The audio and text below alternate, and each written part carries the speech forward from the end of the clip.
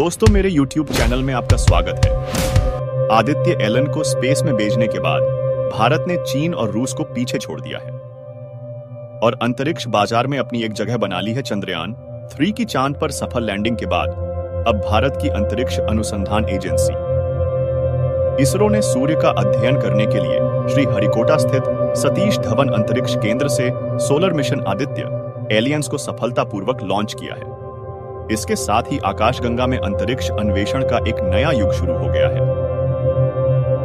यह मिशन चंद्रयान की तरह पहले ऊंचाई पर पृथ्वी की परिक्रमा करेगा और फिर यह अधिक तेजी से सूर्य की ओर उड़ान भरेगा। आदित्य एलियंस पृथ्वी से लगभग 15 लाख किलोमीटर की ऊंचाई तक पहुंचेगा। जब तक कि यह पृथ्वी और सूर्य के गुरुत्वाकर्षण बल पर काबू नहीं पा लेता, ये बीच में एक बिंदु लैग्रेंज पॉइंट पर रुकेगा, जिसे वैज्ञानिक भाषा में एलएस नाम दिया गया है। आदित्य एलियंस अंतरिक्ष यान यह दूरी करीब 4 महीने में तय करेगा। यहां से वह सूर्य की विभिन्न गतिविधियों, आंतरिक और बाहरी वातावरण आदि का अध्ययन करेगा। संयुक्त राज्य अमेरिका पहले इसी तरह का एक मिशन L2 क्षेत्र में सूर्य के करीब भेज चुका है। भारत के अंतरिक्ष अनुसंधान और अन्वेषण में आदित्य एलियंस को एक बड़ा कदम माना जा रहा है। पृथ्वी से सूर्य की दूरी लगभग 15 करोड़ किमी है। समाचार एजेंसी रॉयटर्स की एक रिपोर्ट के अनुसार भारत ने स्पेस लॉन्च के काम को प्राइवेट कंपनियों के लिए खोल दिया है और इस क्षेत्र में विदेशी निवेश की संभावनाएं तलाशी जा रही हैं। सरकार का लक्ष्य अगले दशक में ग्लोबल लॉन्च मार्केट में अपनी हिस्सेदारी 5 गुना तक बढ़ाने का है। स्पेस सेक्टर जैसे जैसे ग्लोबल बिजनेस में बदल रहा है, इस सेक्टर में अपनी काबिलियत साबित करने के लिए देश की उम्मीदें इसरो की कामयाबी पर टिकी हैं। अंतरिक्ष में भारत का बढ़ता प्रभाव नजर आ रहा है। 23 अगस्त को चंद्रमा पर चंद्रयान 3 उतारने वाला भारत संयुक्त राज्य अमेरिका, रूस और चीन के बाद दुनिया का चौथा देश बन गया। यह अंतरिक्ष यान चंद्रमा के दक्षिणी ध्रुव पर उतरा है, जहां अभी तक किसी भी देश का कोई मिशन नहीं पहुंचा है। यह भारतीय वैज्ञानिकों की एक बड़ी उपलब्धि है। शिव नादर यूनिवर्सिटी के प्रोफेसर डॉ आकाश सिन्हा का कहना है, चंद्रयान 3 के रोवर को बहुत ही स्मार्ट तरीके से डिजाइन किया गया है। 6 पहियों वाली यह छोटी सी मशीन एक कार की तरह है।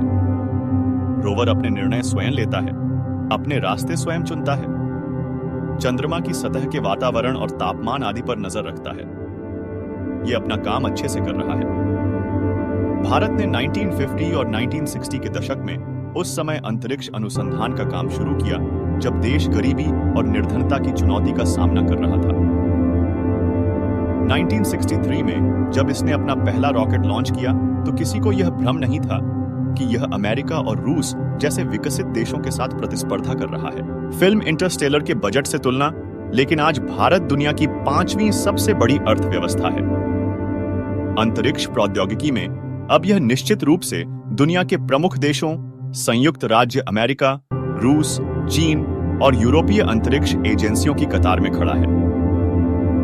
भारत ने चंद्रयान 3 मिशन पर लगभग $70 मिलियन खर्च किए हैं, जो क्रिस्टोफर नोलन की 2014 की अंतरिक्ष मिशन फिल्म इंटरस्टेलर पर खर्च किए गए $131 मिलियन के आधे से भी कम है।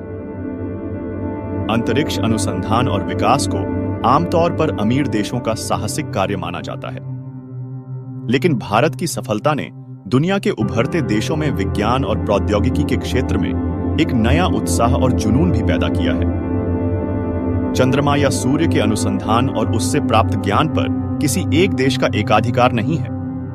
यह दुनिया भर में मानव विकास और मानवता के लिए समर्पित है। चंद्रमा और सूर्य के अनुसंधान से भारतीय वैज्ञानिकों को जो भी मिलेगा, उससे पूरी दुनिया को फायदा होगा।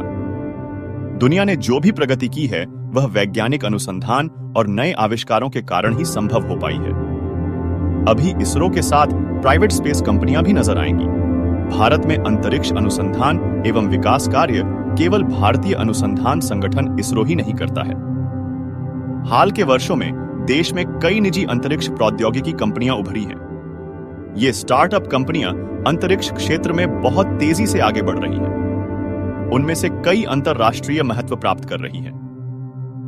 चंद्रमा पर चंद्रयान 3 की लैंडिंग के बाद इसरो निदेशक ने इस उपलब्धि के लिए इसरो वैज्ञानिकों को धन्यवाद दिया और भारत की कई निजी अंतरिक्ष कंपनियों की भी सराहना की। इस अंतरिक्ष मिशन में इन निजी प्रौद्योगिकी कंपनियों ने महत्वपूर्ण भूमिका निभाई है।